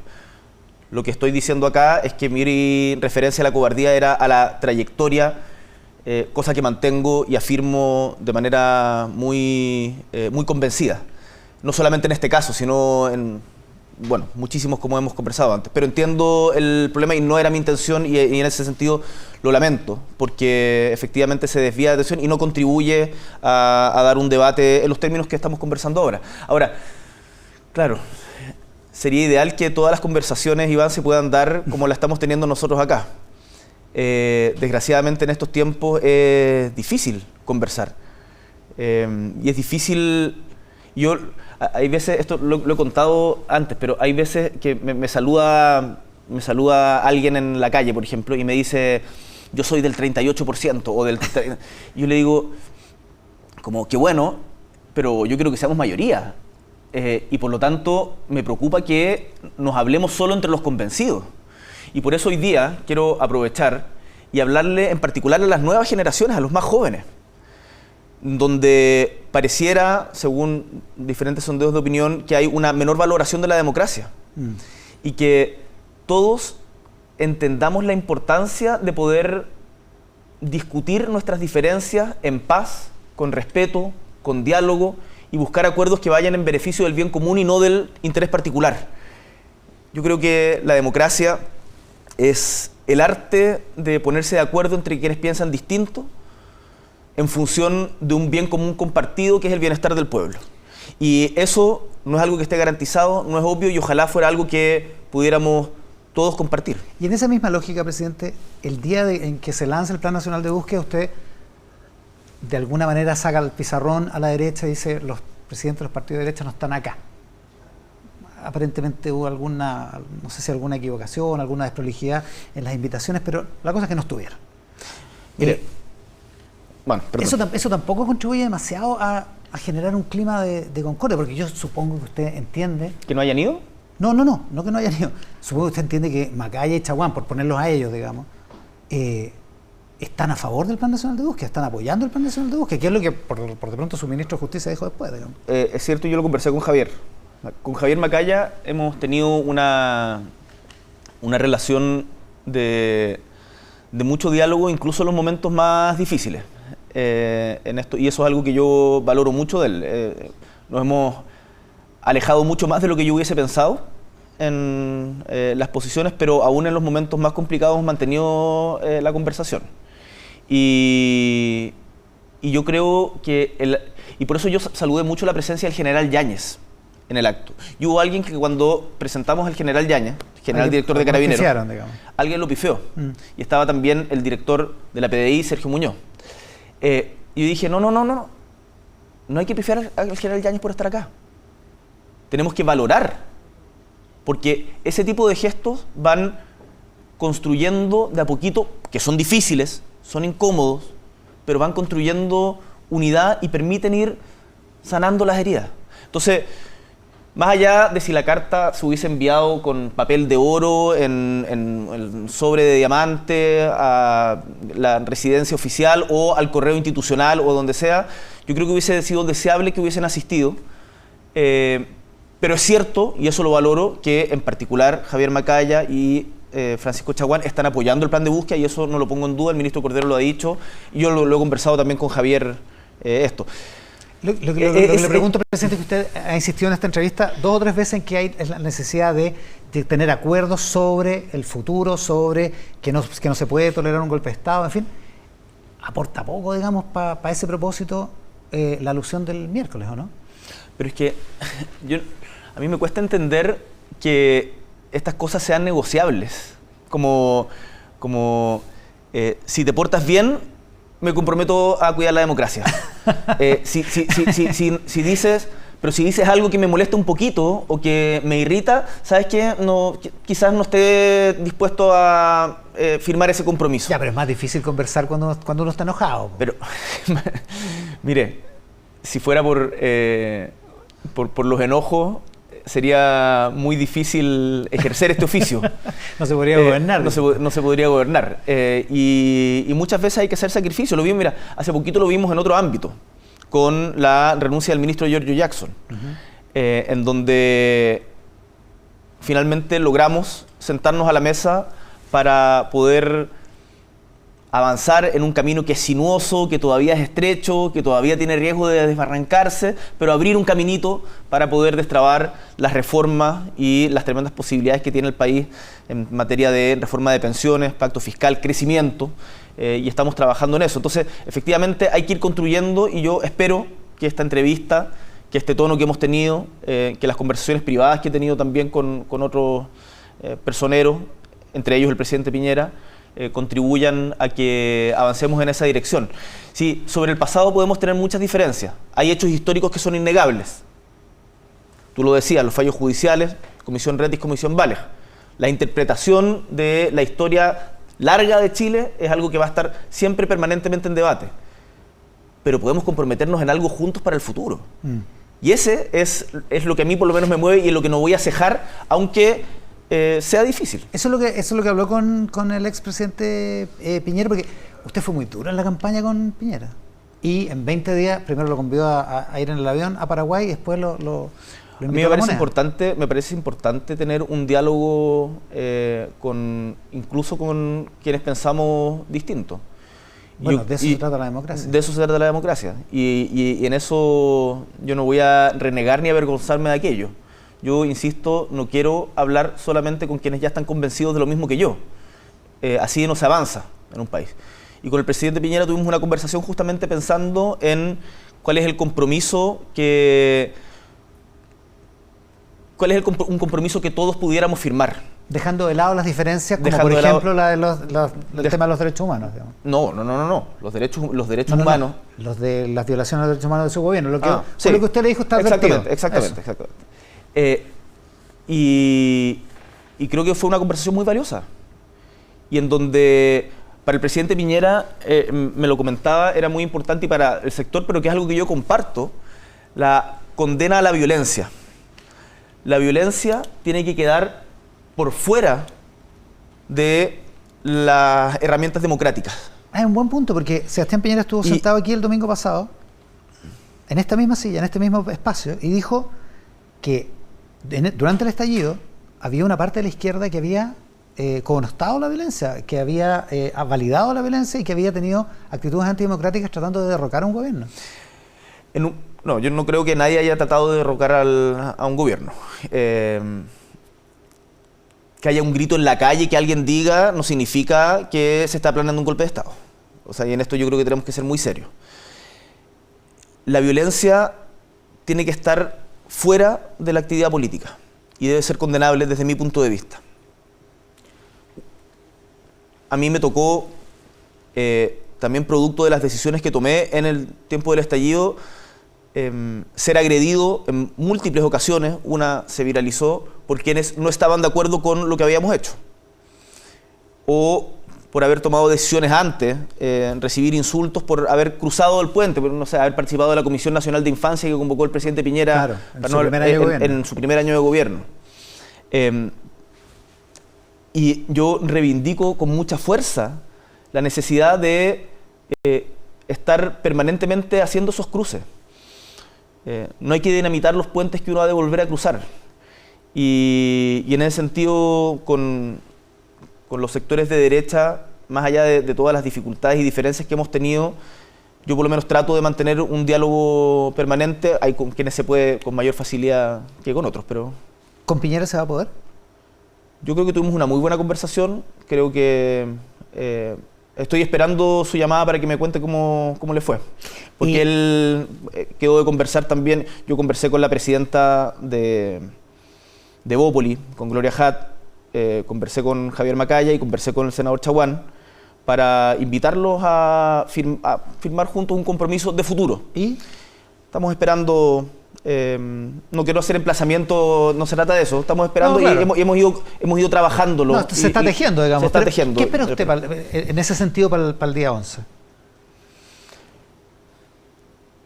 Para el día 11, primero, un reconocimiento a las víctimas. Un reconocimiento del Estado de Chile a las víctimas de la dictadura que parte el mismo 11 de septiembre. Y espero que podamos comprometernos a cuidar la democracia de los múltiples peligros que enfrenta tanto aquí como afuera. Y que más allá del calor y de las dificultades del debate político cotidiano, ese compromiso sea irreductible. Y también, por cierto, a que nos comprometamos a que nunca más se va a justificar la violación de los derechos humanos de otra persona por pensar distinto.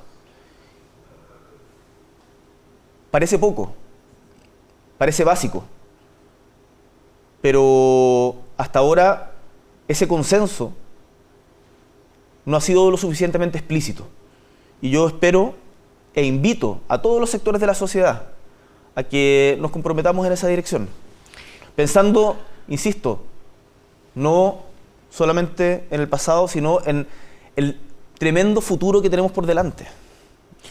La Secretaría de Comunicaciones distribuyó una minuta respecto a las actividades entre el viernes y el 11, y entre otras cosas está el lanzamiento el martes de una agenda legislativa o algo parecido a eso. Va a incluir... Perdón. El resfrío, ¿eh? Sí. ¿Va a incluir, presidente, el levantamiento parcial del secreto de la Comisión Valech? Lo que nosotros estamos planteando es que se ponga a disposición del plan de búsqueda de verdad y justicia toda la información que permita conocer la verdad y las trayectorias de justamente los detenidos desaparecidos. Eso tiene que hacerse, y lo hemos conversado de manera muy explícita con el ministro Cordero, con el consentimiento explícito de quienes prestaron su testimonio. Por lo tanto, aquí no es que se vaya a ir al Museo de la Memoria y se dice, listo, los archivos están abiertos, venga el que quiera investigarlo. Es específicamente para los casos judiciales y la Comisión y el Plan Nacional de Búsqueda, con el consentimiento de quienes prestaron declaración en su momento. En este caso, esos testimonios están resguardados por el Ministerio del Interior. Están resguardados por el Ministerio del Interior, pero si mal no recuerdo, están en el Museo de la Memoria físicamente. Sí. Ya, pero o sea, depende de eso, depende de cada víctima, dependería si es que a nadie que haya prestado testimonio que quiera mantener ese testimonio en confidencialidad, se le va a obligar, ni a forzar, ni a presionar para levantar ese secreto. Eso es lo más relevante. Supo que había un rumor de que tenía firmado el decreto de cierre de Punta Peuco esta semana, digamos. Circuló mucho el rumor, digamos. No escucho rumores ya a estas alturas. No escucho rumores ni leo panfletos. ¿Existe una posibilidad de eso? ¿Del cierre de Punta Peuco? Mira, ese tipo de cosas son las cosas que se hacen, no se anuncian. ¿Eso quiere decir que podría ser? Si es, sabrán. No es algo que vaya, no quiero generar una polémica ni una... No, se lo pregunto, ¿sabe por qué se lo pregunto, presidente? Porque los especialistas dicen que hay una imposibilidad factual, digamos, de dónde llevar esos presos. Mira, el diputado... De hecho, a Punta Peuco no está entrando nadie ahora. El diputado Santana, en conjunto con otros parlamentarios, presentaron una iniciativa para abrir Punta Peuco. En el sentido de que entraran presos claro, de distinta índole. De distinta índole. Hay diferentes alternativas, se está estudiando y se hará con responsabilidad y en los tiempos que correspondan, pero esto no son cosas para andar haciendo anuncios ni jugarretas, ni maniobras comunicacionales. No pretendió hacer ninguna jugarreta. No te estoy acusando de ti, digo, lo tomo con responsabilidad de mi parte. Presidente, estamos llegando al final de esta entrevista y tal vez sería el momento de concretar varias de las cosas que ha dicho en esta entrevista, en esta conversación, y plantearle al país qué es exactamente o cuál es la profundidad de lo que usted quiere para que el 11 de septiembre sea no solo un día significativo para la historia, sino además un día que marque diferencias respecto del pasado y el futuro para los chilenos. Hace 50 años, la mayoría de quienes habitamos nuestra patria hoy no estábamos vivos. Y sin embargo, lo que sucedió hace 50 años y que se prolongó durante los 17 años de dictadura es una herida que sigue estando abierta y que no ha terminado de sanar. Creo que pedirle a las víctimas que se comporten de una u otra manera es injusto y no corresponde. Pero lo que yo no solo espero, sino por lo que vamos a trabajar, es para que el Estado reconozca, para que el Estado colabore y empuje toda la verdad y toda la justicia. Pero además, pensando en el futuro. Y esto lo he repetido varias veces durante la entrevista, pero se lo quiero decir en particular a las generaciones más jóvenes. A que, como presidente joven, nos comprometamos a cuidar en conjunto el valor de la democracia, el valor del disenso, el valor de poder, pensando distinto, habitar una misma patria que tiene además tantas posibilidades hermosas para tener un futuro esplendor como canta nuestro himno nacional.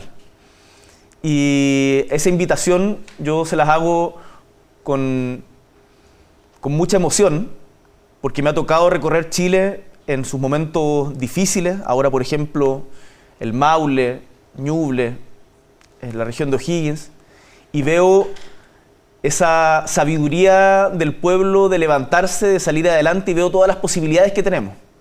Pero esas posibilidades no las vamos a poder aprovechar si es que no somos capaces de lo más básico, que es valorarnos en nuestras diferencias, valorarnos en nuestra diversidad. Eso es cuidar la democracia. Y que nunca más en Chile, por ningún motivo, nadie justifique la violación de los derechos humanos de otra persona por pensar distinto a él. Eso es lo que yo espero de esta conmemoración, y que sea un momento de reflexión. Lo que acá se busca es justicia, no venganza. Una última cosa, presidente, y me surge improvisadamente, la verdad es que estaba cerrando la entrevista, pero como dijo que mencionó la palabra emoción, el ministro Cordero se emocionó mucho el otro día, cuando usted le pidió que hablara en el día del lanzamiento del Plan Nacional de Búsqueda. Tomando en consideración todo lo que probablemente ha leído para informar esta conmemoración de los 50 años, la gente con la que ha conversado, a todo lo que se ha expuesto usted en estos meses, ¿se ha quebrado usted en algún momento? Tengo lo asumo como un problema, no como una virtud, pero algún grado de bloqueo emocional en torno al llanto, que quizás es un mecanismo de defensa ante las dificultades que me ha tocado, y por lo tanto no lloro hace muchos años. Pero por dentro estoy...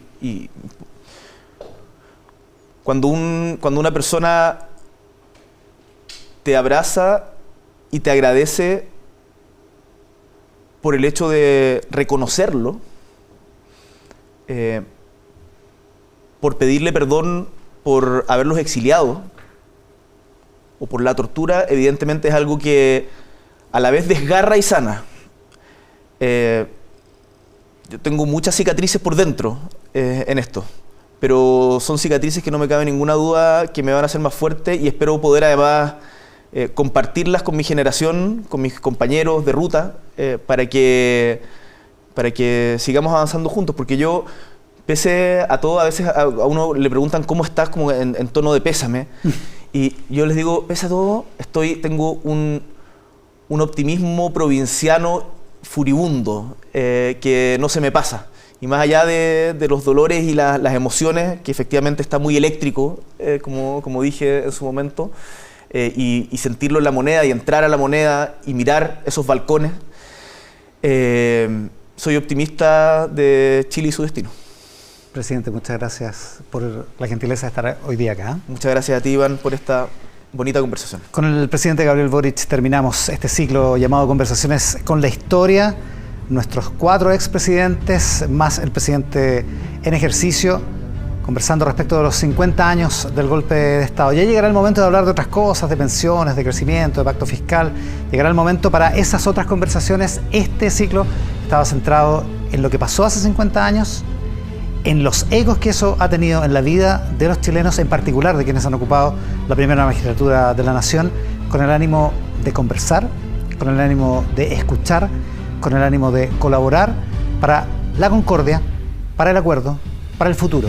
Es el ánimo de Canal 13 en el planteamiento original de este ciclo que hemos ofrecido para todos ustedes en ocasión de los 50 años del golpe de Estado, para colaborar en esta conmemoración. Es el final de esta edición de Mesa Central. Sigan con Chantal Aguilar en Tele 13 Tarde. Muchas gracias por estar ahí.